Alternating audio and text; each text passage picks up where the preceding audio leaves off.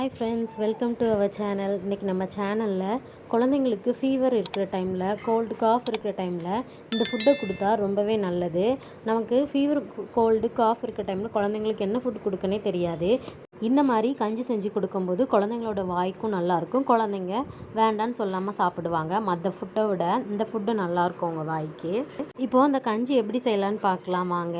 ரொம்ப ஈஸியாக, ரொம்ப சிம்பிளான இது. இப்போது நான் கொஞ்சமாக சாப்பாட்டு அரிசி எடுத்திருக்கேன். நீங்கள் எந்த அளவுக்கு செஞ்சு வைக்கணுமோ அந்த அளவுக்கு செஞ்சு வச்சுக்கணும். 3 நாளைக்கு எப்படி குழந்தைங்களுக்கு கொடுக்க போகிறீங்க அப்படின்னா நிறைய எடுத்துக்கோங்க.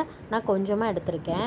இப்போது ஒரு வாணலை எடுத்துக்கிறேன். அந்த வாணலையில் நம்ம எடுத்து வச்சிருந்த அரிசியை போட்டுட்டு அதை நல்லா நம்ம வறுத்தெடுக்கணும். அதுக்கு முன்னாடி அதில் ஒரு 1/4 டீஸ்பூன் நான் ஜீரகம் ஆட் பண்ணிக்கிறேன். அப்புறம் ஒரு 10 மிளகு ஆட் பண்ணிக்கிறேன். நீங்கள் மிளகு கம்மியாக கொடுக்கணுன்னா கொடுத்துக்கலாம். உங்கள் குழந்தைக்கு இன்னும் காரெல்லாம் ஆட் பண்ணல அப்படின்னா நீங்கள் கம்மியாக ஆட் பண்ணிக்கலாம். நான் காரெல்லாம் பழக்கிட்டேன், அதனால் நான் கொஞ்சம் அதிகமாக சேர்த்துக்கிறேன். எந்த அளவுக்கு நீங்கள் வேணுமோ அந்தளவுக்கு ஆட் பண்ணிக்கலாம். இப்போ இதை நம்ம சிம்மில் வச்சு நல்லா வறுத்து எடுக்க போகிறோம். லைட்டாக அந்த ப்ரௌனிஷ் கலர் வர நல்லா வறுத்துக்கணும். நான் இந்தளவுக்கு கொஞ்சம் ஓரளவுக்கு வறுத்துட்டேன்.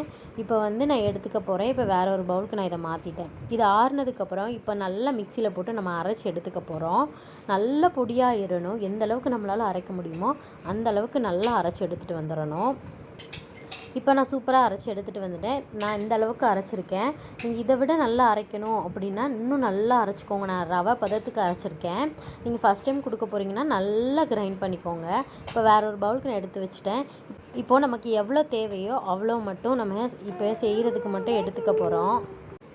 குழந்தைக்கு தேவையான அளவு மட்டும் நம்ம இப்போது அந்த பொடி எடுத்து வச்சுக்க போகிறோம். நம்ம அரைச்சி வச்சுருந்த பொடி நான் இந்த அளவுக்கு எடுத்திருக்கேன். இப்போ இதில் தண்ணி ஊற்றி கட்டி எதுவுமே இல்லாமல் நல்லா மிக்ஸ் பண்ணி எடுத்துக்க போகிறோம். நான் இந்தளவுக்கு நல்லா மிக்ஸ் பண்ணிட்டேன். இப்போ அடுப்பில் வச்சுக்கலாம். நல்லா கிண்டிக்கிட்டே இருக்கணும். அடுப்பு சிம்மில் மட்டும்தான் இருக்கணும்.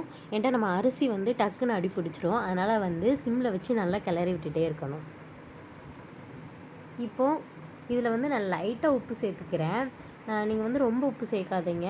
1 இயருக்கு மேலே உள்ள குழந்தைக்கு மட்டும் உப்பு சேர்த்தா போதும். மற்ற குழந்தைங்களுக்கு நீங்கள் உப்பு சேர்க்க தேவையில்லை. இப்போ அதையும் நல்லா மிக்ஸ் பண்ணிக்கிறேன். இப்போ நல்லா வேக விட போகிறோம். இப்போ நல்லா வந்துக்கிட்டு இருக்கு. நல்லா கொதிச்சிருச்சு பாருங்கள். ஏன்டா அரிசி நம்ம பச்சையாக போட்டிருக்கோம். அதனால் நல்லா வெந்து வரணும். நல்லா வந்துட்டுருக்கு. இந்த அளவுக்கு நல்லா வேகணும். நீங்கள் ஃபஸ்ட் டைம் கொடுக்க போகிறீங்க அப்படின்னா இந்த ஸ்டேஜில் இறக்கிட்டு தண்ணியாட்ட கொடுத்தா போதும்.